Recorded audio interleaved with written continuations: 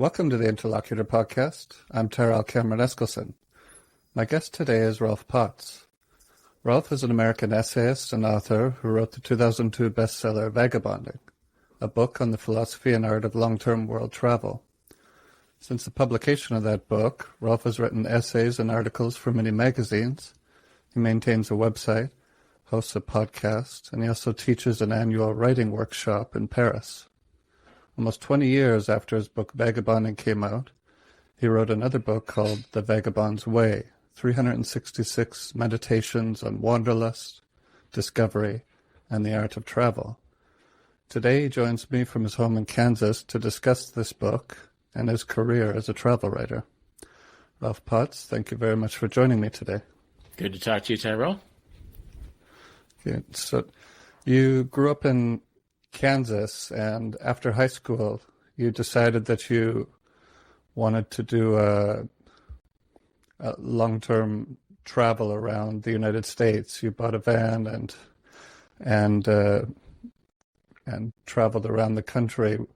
What led you to make that decision rather than, say, doing a year abroad in Europe or something? What was it about a road trip around America that appealed to you? I think it didn't occur to me to do a year abroad, just because I didn't really know anybody who did that sort of thing. And while I dreamed of having this sort of trip, I really didn't feel like I could actually do it. So it took me a while to save money, and so I think you said that I went after high school. I think I wanted to leave after high school, but it was actually after university that I did the trip because I needed time to just sort of prepare mentally for it. And I was involved in athletics in college, and so I didn't do a lot of traveling, international traveling after college. And in a way, I didn't really feel ready to travel internationally. I sort of had this dream of traveling in America, and it just made sense. It felt like if I did that like 8-month van trip around the United States, I could sort of scratch my travel itch and get on with my life. As oftentimes we were pressured into the vocational life of the United States. But I learned so much during that trip. I've traveled to much more exotic places since then, but it feels like I just learned how easy and cheap and safe travel could be. And so in many ways, I'm still on that journey, almost 30 years later. Mm-hmm. Yeah, it's been quite a remarkable career you've had as a travel writer, and I would say not just a travel writer, because when I read The Vagabond's Way, I mean, I feel like you're an author, you're a writer, and so I'm interested. Are there other topics other than travel that you are thinking of or would like to write about? Yeah, well, I have written, one of my books is for the 33 and a Third series, which is about music history and criticism. And so I've written about music in different contexts. I've written about sports in some contexts. I've written broader essays about things like entertainment. And so while my central focus on writing is travel, and probably always will be, every once in a while I'll write an essay for The Atlantic about baseball, or for Sports Illustrated about football, or the New Yorker about military reading lists. And so one great thing about travel as a specialty is that you're sort of a generalist, that travel allows you to use any number of lenses to explore the world. And then also travel puts you in conversation with home. I think all of those stories I just mentioned to you are all Kansas-based. My baseball story, my football story, and my military reading story were all essays or articles that I researched when I was home. And so, as I tell my writing students in Paris, don't set limits on what you can write about. And when I teach my classes there, I encourage them to focus on travel writing, but not to set limits on what can count as travel writing.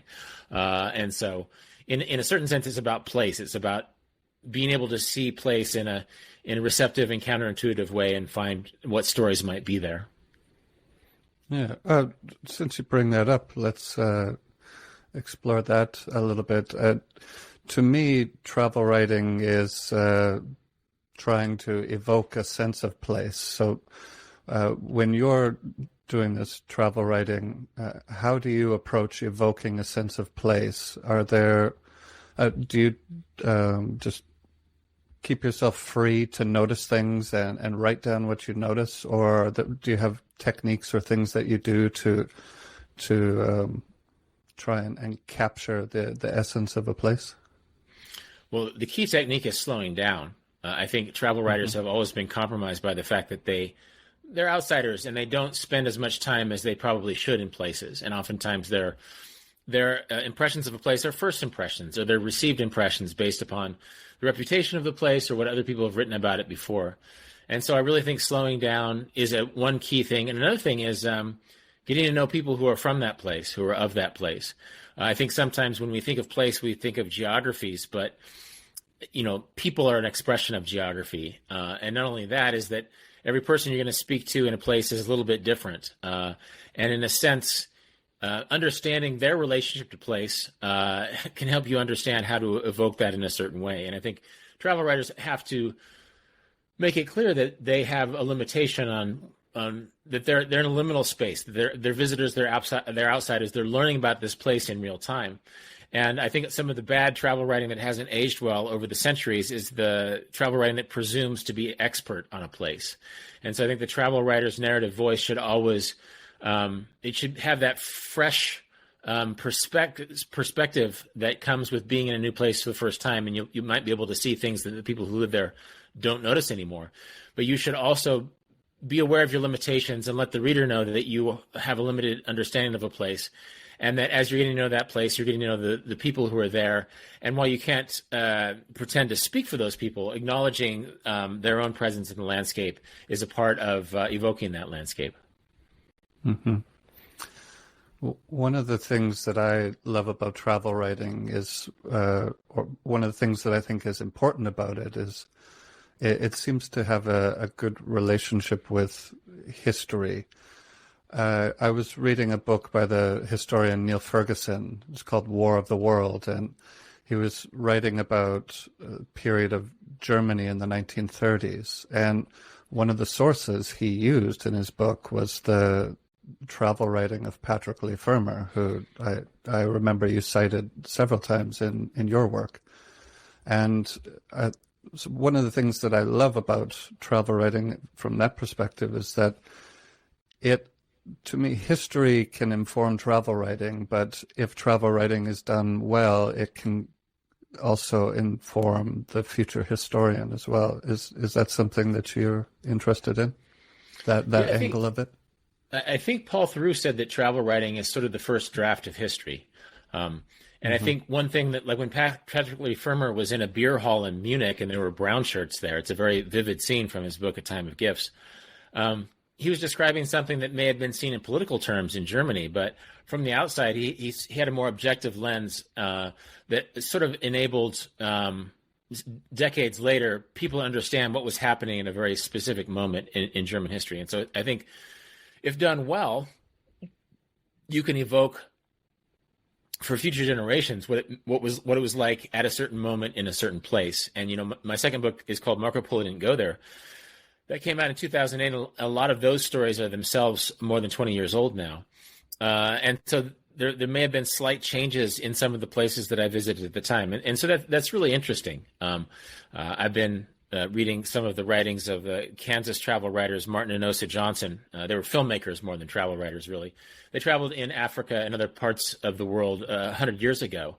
And oftentimes, they weren't anthropologists, but oftentimes they captured, mostly through their films, lifeways that no longer exist in parts of Central Africa or the South Pacific. And just simply by being there and recording as outsiders things that local people may have taken for granted, they were able to sort of preserve a vision of that place years later when those cultures had changed in relation to modernity and technology. And so it was really interesting that they didn't have a really sophisticated sense for things, probably less of a sophisticated sense than Patrick Leigh Fermor had.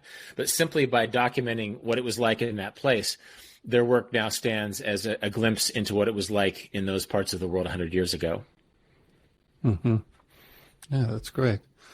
So on your van trip around the United States, this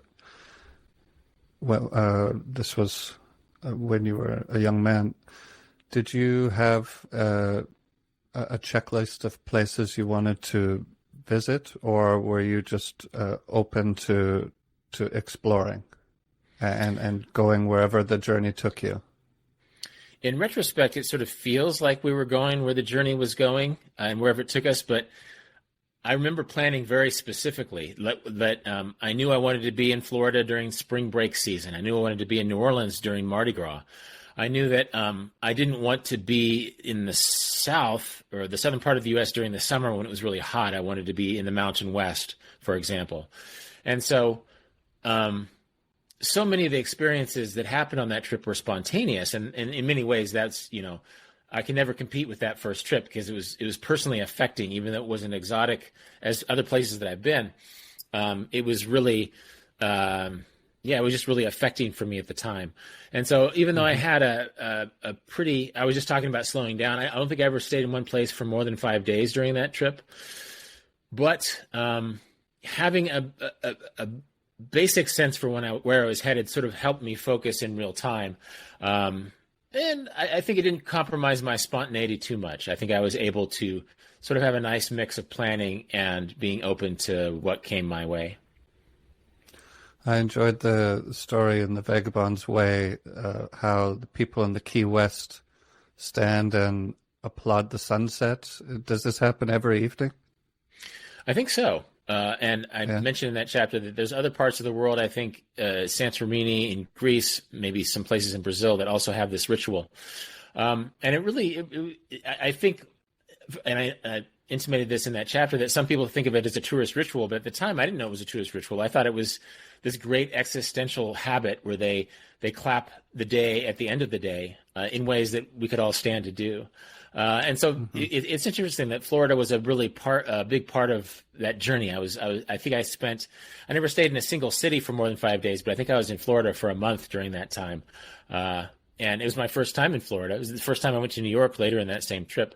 And so I think I was very affected by those things. And I think that there might still be some people that think, oh yeah, that clapping for the sunset is a tourist ritual thing and it's kind of corny, but I don't think so. I think I like the idea that you can celebrate a day, you can celebrate every day in a meaningful way. Mm-hmm.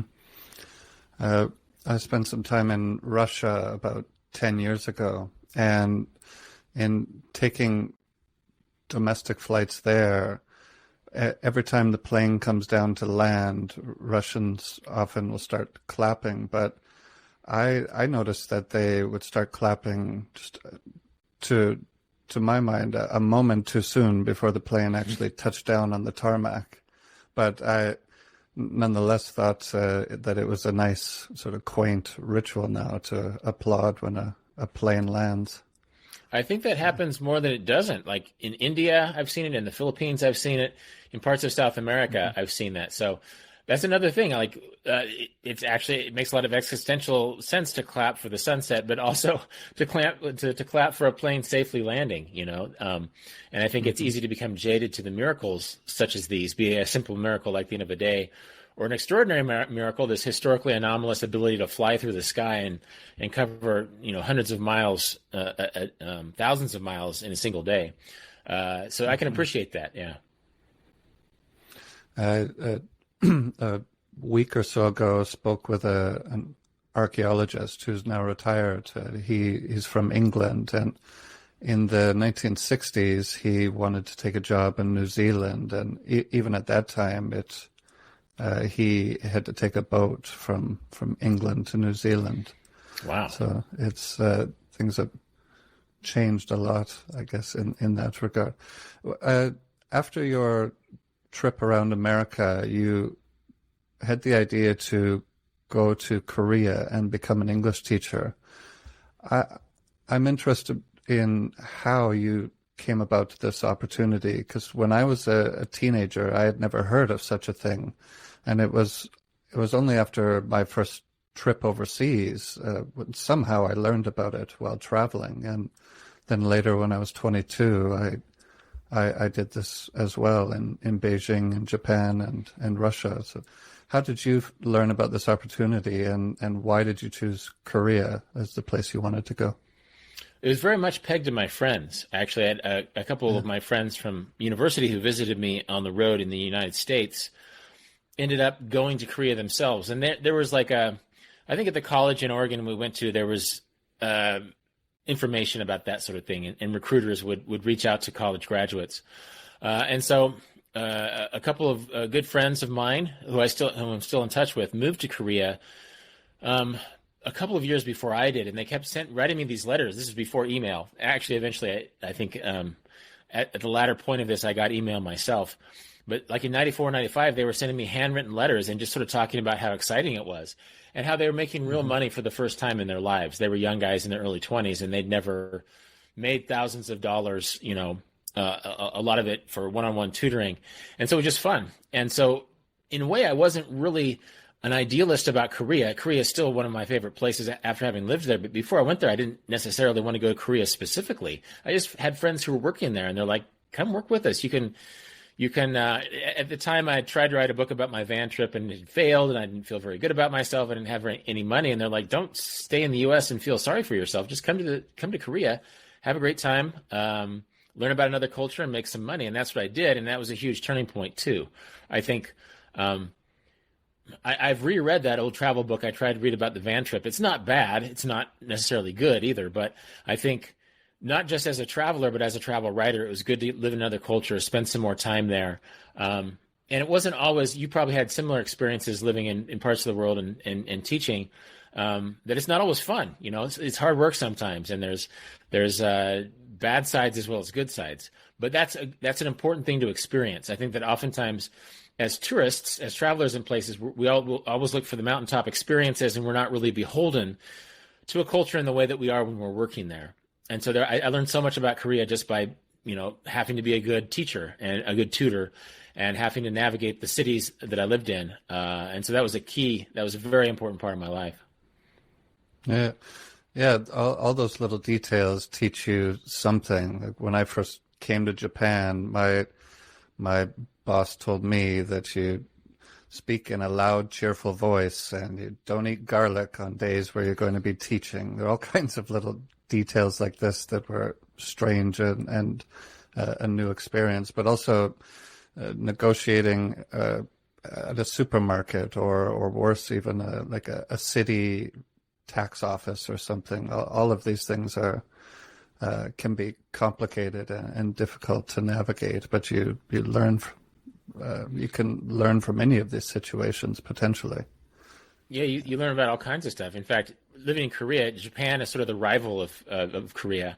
That I would learn just a lot of stuff about sort of my students' biases and instincts. Like once I said, isn't that the Sea of Japan? And they're like, no, that's not the Sea of Japan. Maybe on your map it is, but we call it the East Sea. And it's actually, we don't name it after one country or another because it's east of Asia. So like every day, I could probably go back to my journal. Almost every day I learned something that I'd never considered before, just including about what culture is, that the individualist instincts I'd always had as an American didn't really apply in Korea. And so I had to relearn.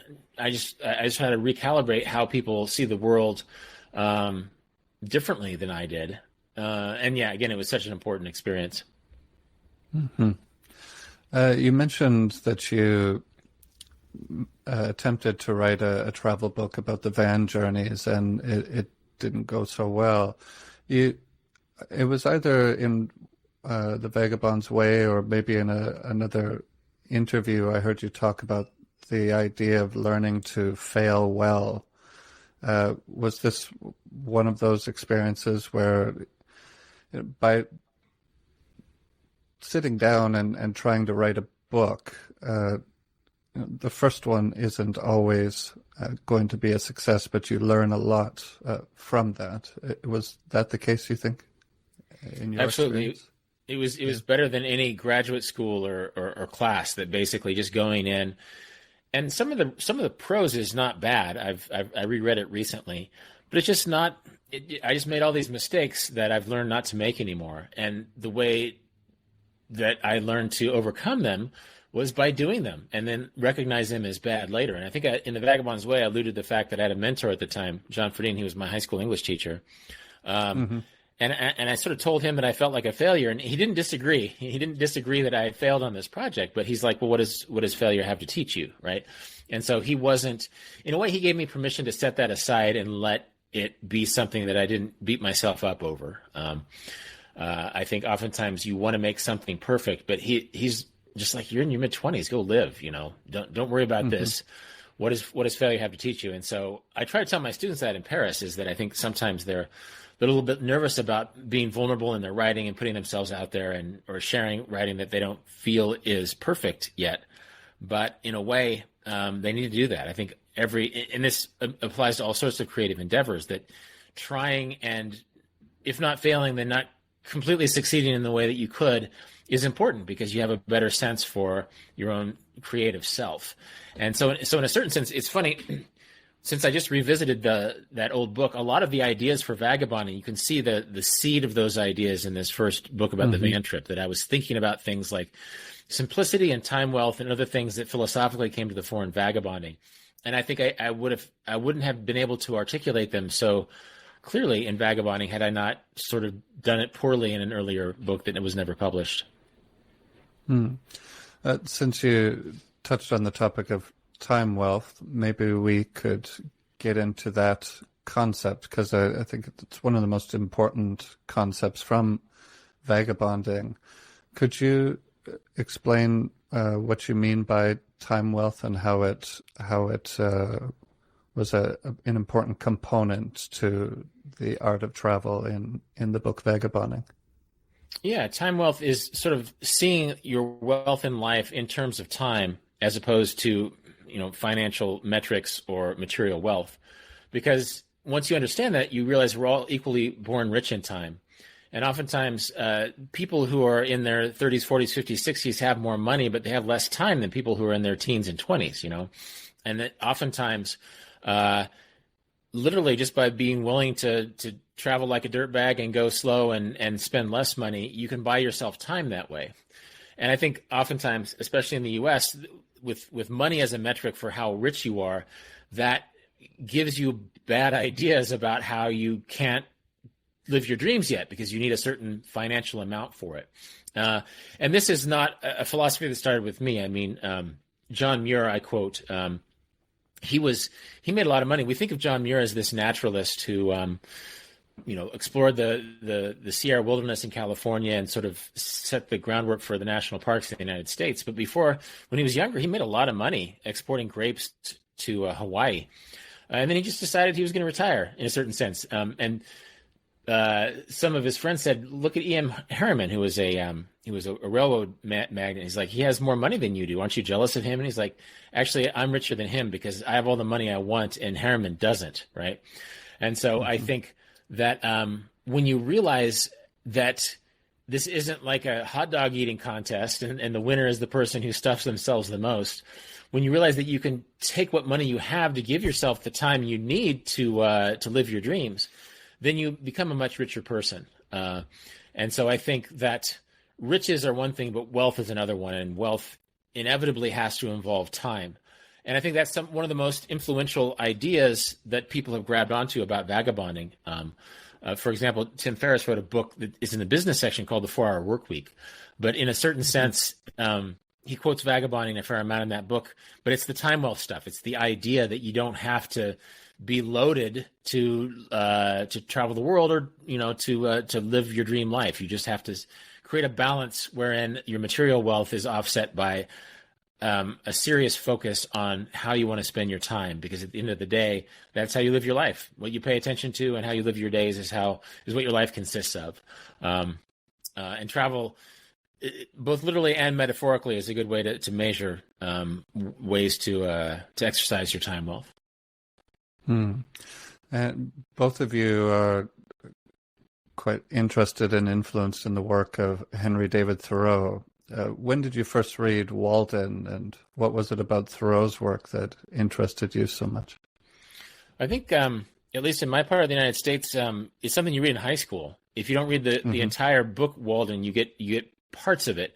And I think that's important. I'm glad that it's part of the high school curriculum in the U.S. because it sort of it's a different, I mean, it's very much about time, wealth in its own way too, that he's sort of pushing against this need to be productive and this need to live a standard life. You know, he went out and he lived in the woods in a very simple way. Simplicity became a part of the air he breathed. And so I think it was just natural that I sort of, you know, it's funny. I think I read Henry David Thoreau in high school, but didn't appreciate him. I read Walt Whitman in high school and didn't appreciate him. They both figure large in vagabonding, because once you realize what they're really getting at, then you can sort of integrate them into your life. And I know that for Tim Ferriss, that was a big thing too. I think he said he brought vagabonding when he traveled the world, but he also brought Walden, you know, because I think it's good to remind yourself, especially Tim, who went to an Ivy League school and sort of came out of a high-powered competitive environment.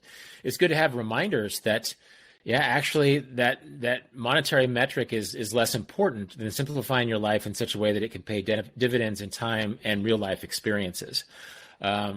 Yeah, and even, you know, Henry David Thoreau was influenced by reading Hindu writers and reading certain scriptures over time. And so this is time wealth, or the idea of time wealth and getting more experience through simplicity is not a new idea, but I think it's something we have to remind ourselves about, because in the world of noise, which has gotten even noisier in the world of social media, you can lose track of what life can consist of, which doesn't require a lot. It just requires a bit of simplicity and a bit of focus, and the willingness to embrace time as its own form of wealth. Yeah, in Vagabonding and the Vagabond's Way, I think if I had to pull out one theme or one thing to try and summarize the philosophy of travel in it, if it could be done with one concept, I think it would be being present and slowing down. I think those things are in a lot of the advice and the quotations that you draw into the book. I think that flowed out of the pandemic. Because I'd always known those things, and the Vagabond's Way consists of quotes and ideas that I've been saving for most of my life. You know, since I first kept a notebook, I was keeping these ideas, which became decades of ideas that went into the Vagabond's Way. But the pandemic sort of forced you into simplicity, and I actually met my wife Kiki during the pandemic, and so we spent a lot of time just reading to each other and doing very simple things. We couldn't travel in a very exotic way, so we did some very simple things. And so I appreciate that you found those textures in the Vagabond's Way. That's no accident, you know, that I had already been inclined to embrace simplicity and experience of the present moment, but the pandemic left us with no option. And so, and in some ways, I think we sort of miss the simplicity of the pandemic. You know, there's just fewer things to do. And so, but that's a good thing to reset to. And that's one thing that I come back to again and again in the Vagabond's Way, because be it at home or on the road, you know, being present, experiencing the present moment, not getting too worried about the far future or the distant past, and just sort of focusing on where you are now. That's the best thing you can do, not just as a traveler, but even as a travel writer. That it's the people who are present and paying attention that can move past all the cliches of a place and discover something that's more true about that place. Mm-hmm. I think that is related to Paul Theroux's advice during the pandemic as well, was to travel around home and take more notice of things at home. You and your wife, you decided to just trek to a town some 20 miles south of where you guys live. Is that right? Yeah. And it's funny, we talk about that all the time. It was not an exotic trip, but we spent maybe 7 hours walking, I think 22 miles to a town called Lindsborg, little Sweden in Kansas. And it was delightful. It was funny. We saw our own part of Kansas in a way that we weren't used to seeing, that I think walking forces you to slow down. And so we had seen a lot of these roads at 20, 30, 60 miles an hour before, but we had never walked that entire way. And it's something that I continue to try. My wife is actually better at this than me. She's always been quite a walker. And so now I try to walk first thing every day. This morning I just walked around our property. We live in a rural part of Kansas. And so I think that ties into all these things, not just travel, but being present, just walking around and seeing what this certain stretch of land is like at this certain day is a good thing. And so that's one thing that I encourage people to do. I think sometimes you can think of travel as this contest, and I think there's people who literally count the countries they've been to, and on social media, it feels like everybody's trying to outdo each other in the travel realm, when in fact, I think there needs, at its best, travel is in conversation with a meaningful life at home that isn't completely separated from travel. And if we only think of home as this place where we are when we're not traveling, well, then we're selling home short. That there's different ways to explore. And actually getting married, I've been based in this part of Kansas for a long time, but suddenly I was married to a person who sees things in a different way. Like, she found a baker, and she found these different parts of the city that we don't live in the city, but in the nearest town that I had either stopped paying attention to or hadn't fully embraced. And so I think if you can take that curiosity of travel to home, then suddenly every day it can be an adventure in its own way. And so I try to remind myself of that. Great. So after teaching English in Korea, you were there for 2 years, and then when you were saving money in Korea, were you doing it with the idea that you're going to engage in long-term travel after you were done there? Yes, but again, now it seems inevitable that I was going to do that. But I think when I first went to Korea, I was just trying to do something and make some money and make myself feel better about myself again. But then it's funny. I had friends, and a lot of people in that expatriate community were saving money to travel. If not, I ended up traveling 2.5 years after that. But if not that long, they were at least going to travel a few months someplace. And I remember one of my roommates, the first year I was in Korea, had Transitions Abroad magazine. And I think we take all this information about travel for granted, with the internet being so ubiquitous. But at the time when the internet was very new and it was a dial-up service, Transitions Abroad magazine, which still has an online version, was just a great resource of volunteering opportunities and travel opportunities, work opportunities. And I remember just being really inspired by that. And so I didn't go into Korea thinking I was going to travel 2.5 years, but I came out of the experience really primed, through the experiences I had in Korea and through research I'd done about other places, that it just seemed more of a realistic opportunity after that. And so I often encourage people to become an expatriate for a while, live in another country for a while, just because it puts you in another context, and it helps you realize what's possible as a traveler. If not necessarily in that place, then points beyond. And so Asia is sort of my home court internationally. Like a lot of people from the U.S. start in Latin America maybe, but for me it was Asia. And so I was in Thailand last December, and it felt like a sort of home for me. And when I go back to Korea, it feels like a kind of home for me too. And I'm not fluent in either of those languages, but there's a sort of familiarity that I earned by spending a lot of time there a long time ago. And it's fun to have sort of a love relationship to these places. Even if you don't visit them very much, you can hold them close to your heart because they were an important part of your life, and they taught you a lot about how to travel to points beyond. Mm-hmm. Yeah, I think that's well said, and I definitely understand that sentiment as well.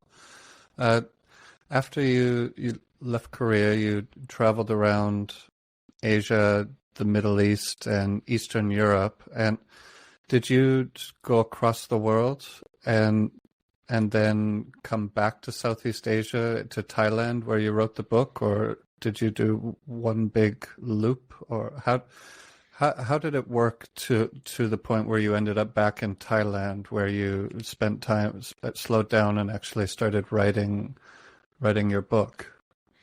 Yeah, in essence, it was a big loop, full circle around Asia, but not in the sense that Patrick Leigh Fermor would have had to in the 1930s. So after Southeast Asia, I went back to Korea. I took the Trans-Siberian train across Russia. I hitchhiked across Eastern Europe. But then I got drugged and robbed. It's a story that I put in my second book, Vagabond. Marco Polo didn't go there. And then I flew back to the United States for a while. After that experience, I went back and I got a new passport, and I sort of refueled. I think I was home for a month or two, and I flew back into Turkey and went back to Italy. And then I resumed my travels, and then spent a lot of time in Egypt and Jordan and Israel and Syria. And then I took a freighter ship to India. And then once I was in India, it just made sense to fly back home. I went back to the United States for a couple months, then went back to India. By this time I was doing journalism work. I was doing some stories for Condé Nast Traveler. And so then I think it was on their dime that I flew back to Southeast Asia.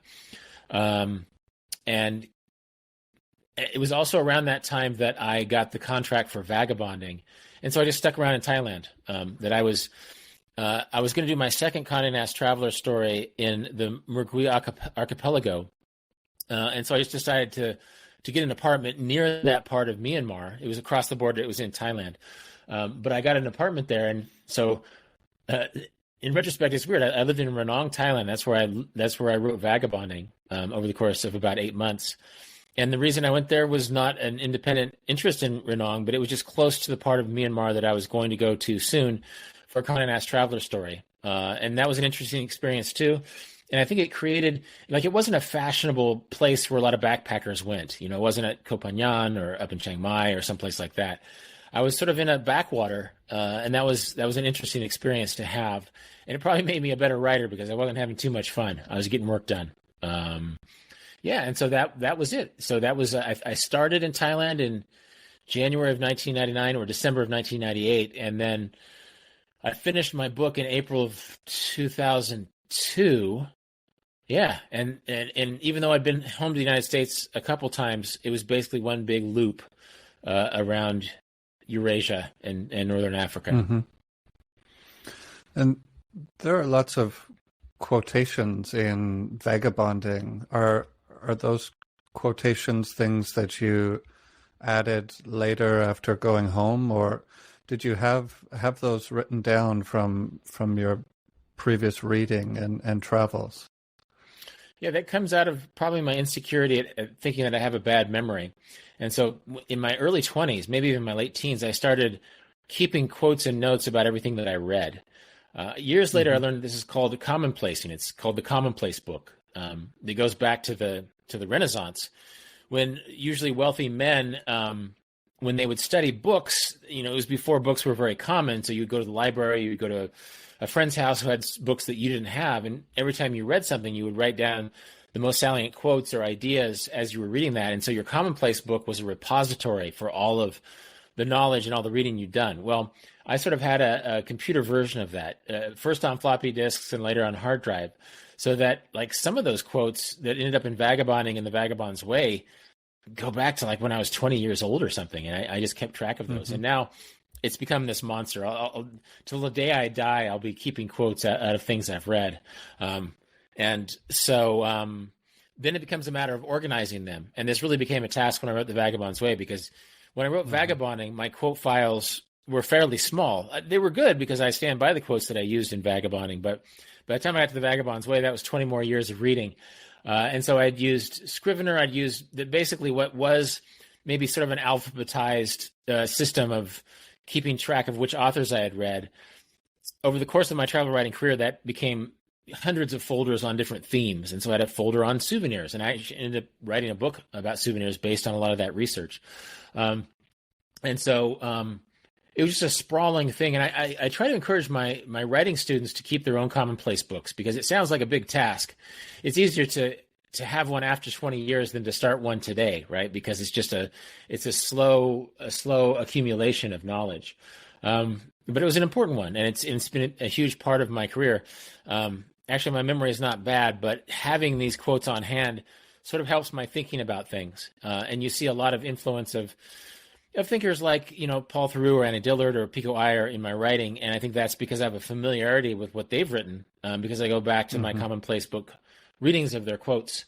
And so that was life-changing. My decision to store these quotes has been not just allowed me to quote authors in writing, but it just allowed me to sort of internalize what is good about their prose, what is good about their ideas. And I think philosophical ideas like time wealth, they manifested in my writing in a way that was helped by me keeping quotes from people like Henry David Thoreau and John Muir. So I really encourage that. Yeah, well, it's remarkable how you organize them into the Vagabond's Way. I thought it was excellent. I was actually blown away by just how much on this topic you have read. I mean, I read travel writing every year and love it and write travel as well. But it would take years and years to read all of these books that you've read on travel. It was amazing. Yeah, it's a denser book than Vagabonding. Yeah. I'll probably, to the day I die, I'll probably always hear more from Vagabonding fans, just because you can read Vagabonding, in a day or two if you want. Whereas the Vagabond's Way is so dense, that it would be silly to try and read it. It's designed to be read over the course of a year. You don't have to do that, but Hmm.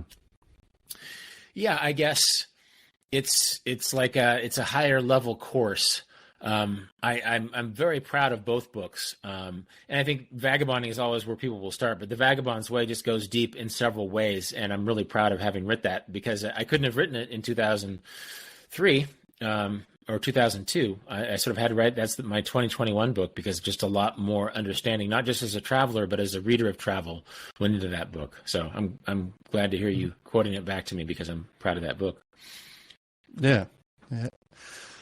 Uh, One of the things that you talk about in Vagabonding and the Vagabond's Way is the sort of, and I think this gets into what we could call the art of travel, and also what one gains from experience is the trade-offs and balances one puts into planning versus keeping yourself open to and allowing uncertainty to take you certain places and being open to that. So how do you approach not over planning and keeping yourself open to the right amount of uncertainty before doing one of these journeys?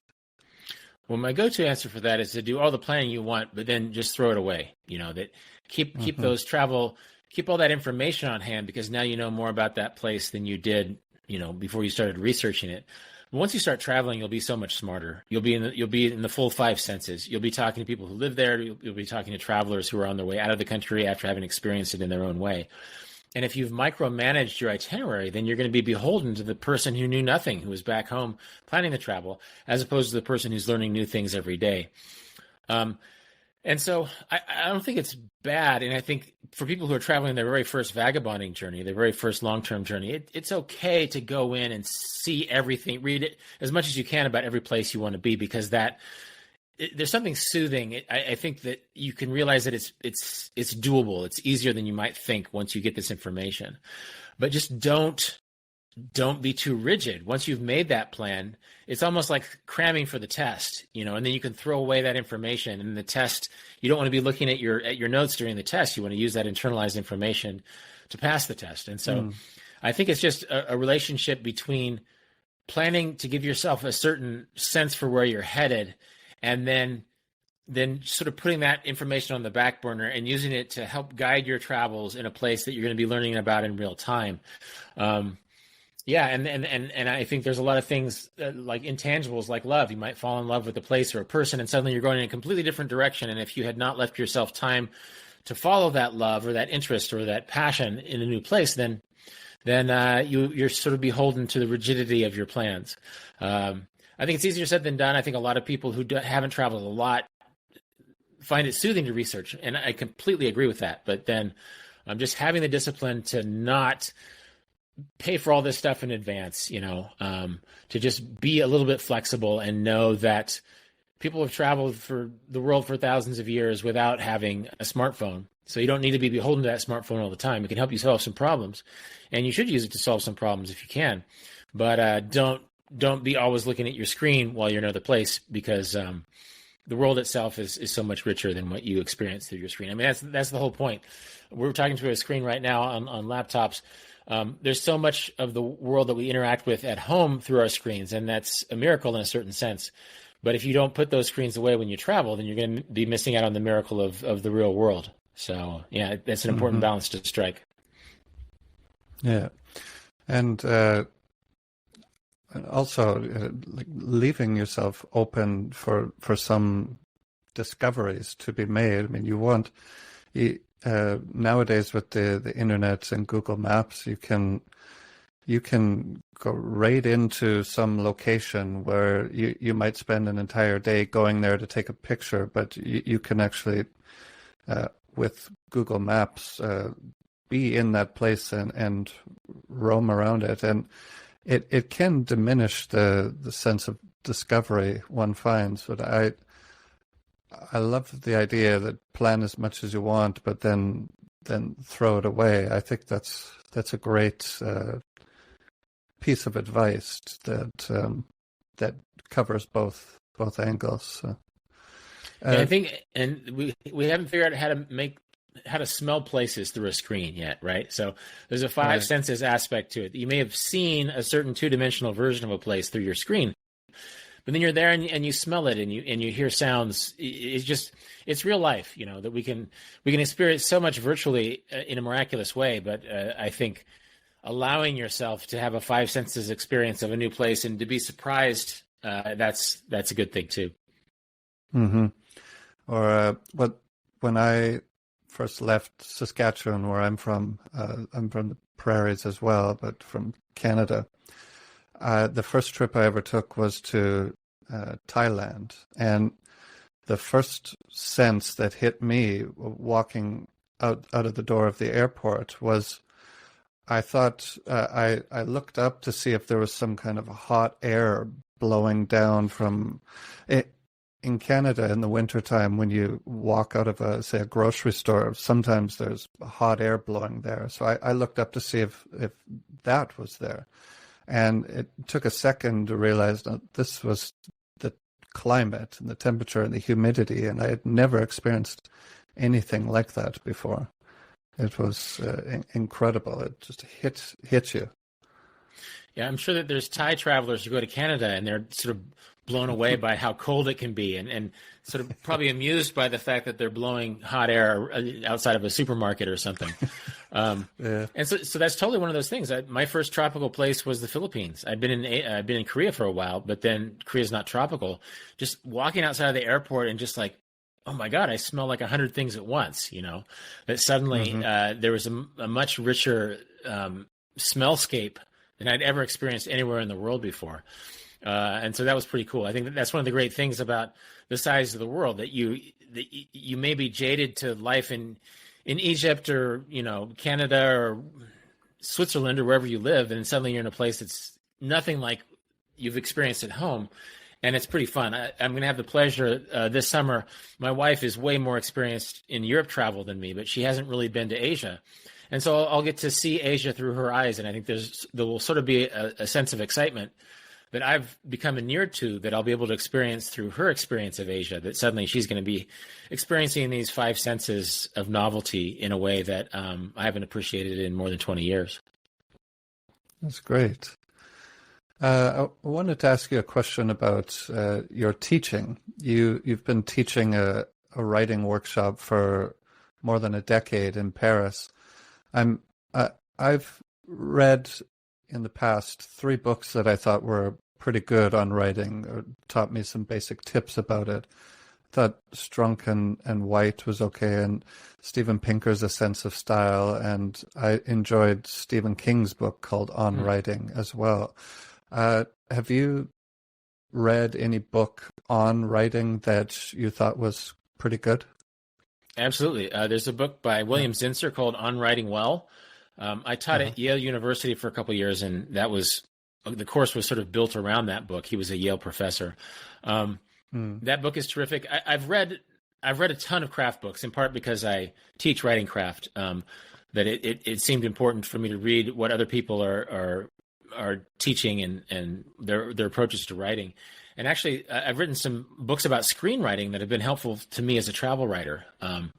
That Robert McKee's story and Sid Field's screenplay, I think, which are, people make fun of those books a little bit, but it's about basic storytelling structure. And I think a story is a story in any genre, be it a YouTube video or a screenplay or a travel book. And so knowing that stuff is important. But no, it's interesting. I think I discovered William Zinsser late, but I quote him a lot in my classes. There's something very practical about his approach to things. And he covers all sorts of writing, but he also talks about writing about place. So he has some stuff that's very specific to travel writing that's very useful to travel writers. So I go back to him a lot. And I don't read as much writing craft as I used to, because I think the more writing craft you read, the more you come back to the same principles. And there's a reason why you come back to those same principles a lot. Yeah, I encourage it. In fact, even my students, they come to Paris and they're learning from me and they're learning from each other in a classroom in Paris. But I encourage them to read craft books too, because it sort of underscores the things that I'm saying in the classroom. Mm-hmm. And with travel, you coach or advise simplicity. Is that also something that you want to teach your students about writing too? Is that when you're learning the basics, simplicity can be helpful? Or yeah, well, I mean, that's why so many teachers quote Hemingway. Like Hemingway, his biggest teacher was working for the Kansas City Star when he was a young man. And the Kansas City Star is a newspaper, and newspapers don't have that much space. You have to print a certain amount of story. So he really learned to make each word count. He learned that you don't need an adverb if the verb is strong. You don't need an adjective if the noun is strong. And so it's almost seen as cliche now, but it's cliche for a reason. This Hemingway style simplicity of prose is important. I think a lot of people who are studying writing for the first time, they try to be too fancy with their writing. They try to be too ornate. And I tell my students, try not to do writing that sounds like writing, because you just convey the idea in a simple way. And I think there's times when you can flex your muscles as a writer a little bit.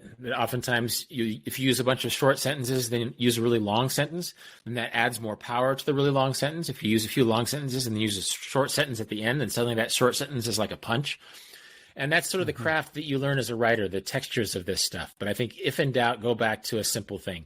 Can you convey this sentiment in 1 page instead of 10 pages? Can you one paragraph instead of 3 paragraphs? 1 sentence instead of 10 sentences? I think going back to simplicity is always a good tool and a good instinct to have as a writer. Great. So I have one more question that I want to ask you about, and it was one of the themes towards the end of The Vagabond's Way. One of the final points you make in that book is that travel can help us appreciate home more. So after having the opportunity to see as much of the world as you've been able to in your life, how has that helped you appreciate home more? And I'll also add, not just Kansas, where you went back to live, but also being an American too. Yeah, well, it puts your home in conversation with the entire world. And I was actually asked to write an essay for a book of Kansas essays called The Traveler's Home. And I think that when we think of the globalized world, we think of it in terms of cities, but I live in a rural place and it's very much in conversation with the rest of the world in its own way. And I think if cities aren't also listening to conversations coming out of rural places, then they aren't properly listening to the world. And so I think I learned so much about how to live at home by being in other places. When I first got my property in Kansas, I went in out with my parents. They live in assisted living. They're not here anymore. But I really learned how to sort of collaborate with your parents in the real estate way from other countries. It was being in Asia or Africa and seeing families pool their resources and sort of center family, makes family an important part of the conversation, that I realized that I could stay close to my own family, even though I travel a lot. And so I think that oftentimes I've learned a lot about home by creating a home, much like I've learned a lot about writing by simply writing, but also traveling has taught me how to be at home too, because you meet all these people who are themselves at home. My wife and I went to Kenya last year, and it was so fun to just sort of see how Kenyans are when they're at home, and when they're traveling short term, when they're going hiking, when they're hanging out at the well, all these different environments that help us realize that there's many different ways you can make a home, and that even if you don't want it to be, that home is in conversation with the rest of the world. And so travel really sharpened my sense for that. Yeah. So where's home for you? Do you is Saskatchewan, Japan? Where do you call home? I've been thinking about that actually lately, because during the coronavirus pandemic, there was a lockdown in Canada and in Japan for a little while. So there was, I think, 2 to 3 years. I think it was about 3 years where I didn't go back and visit Canada, and I, I when I got the chance to go back last year, it felt like I was visiting home. But when I came back to Sapporo, where my wife and I own an apartment and we both work at Hokkaido University, that also felt like returning home as well. So I think I'm in this stage where Sapporo is becoming home, but I feel like I don't know when, but eventually I will end up back in North America one day. I'm not sure when that will be. We're quite invested in living here now, so it'll be hard to pick up and leave. But that's eventually a goal of mine, I think, is to return back to North America. So.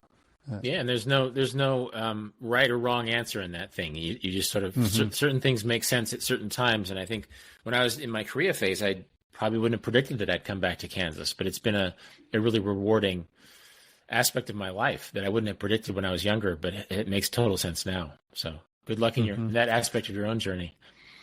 Well, thank you.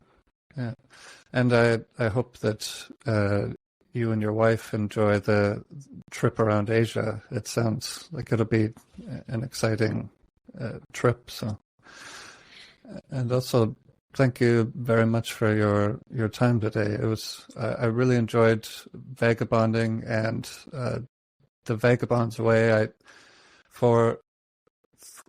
like the way you described it. They were from two different parts of your life, and you brought two different sensibilities to them, but I liked both of them very much. So thank you very much. It's good to hear that. You bet. It's good talking to you today. Great.